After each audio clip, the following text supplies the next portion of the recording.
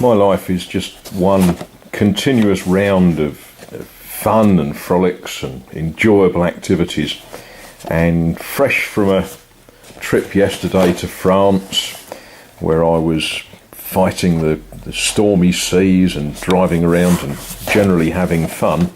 This morning the job is replacing a fill valve in the cistern in the upstairs bathroom.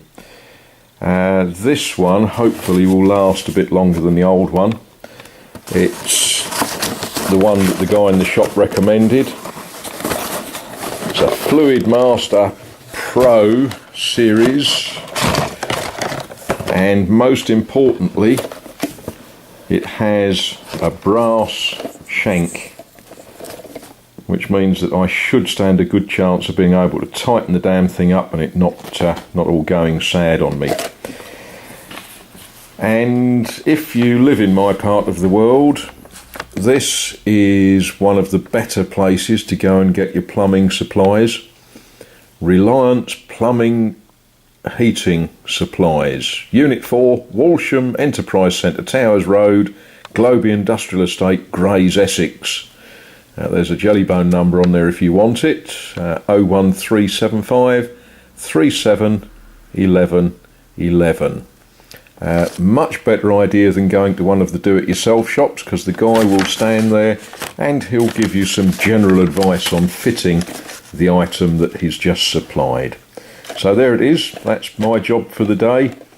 Plumbing, ho-hum, replaced. First job is to get the cistern empty. I have already turned off the water supply. Now there's all manner of ways of emptying a cistern. Simplest way is just to undo all the pipework, and then you end up with water all over the floor, which I'd like to avoid. So I'm doing it the old-fashioned manual way, with a whiskey glass, of course. Being an Englishman, I'd use a whiskey glass. I guess an American would use a bourbon glass. But we'll get all of the water out.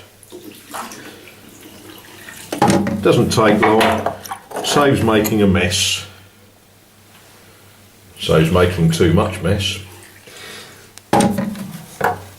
And then, having got as much as I can out with the glass, then we will remove the remainder with a sponge.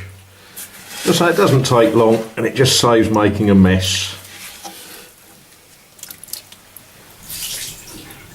And with the cistern dry, then we get into the fun business. Now I'm a fairly big fella, long in the leg, so it's always comical crawling underneath the Kharzi to undo things. Got to undo the flexible pipe and then undo the plastic nut that holds the plastic fitting in place. And there's only one way to do it, and that's to get down, lay on your back on the floor underneath the Karzi. It does sort of encourage you to make sure that all of your house guests are properly house trained, because there's nothing worse than laying underneath a crappy Karzi. Then we get round to fitting the new part.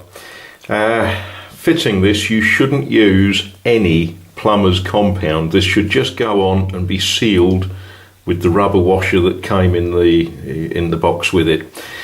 And I don't know if you can see that, but it needs to have the coned side of the washer down, so that when that's tightened up it will provide a good watertight seal. Well, I think that's job done. The new one is installed, and yeah, I'm flushed with success.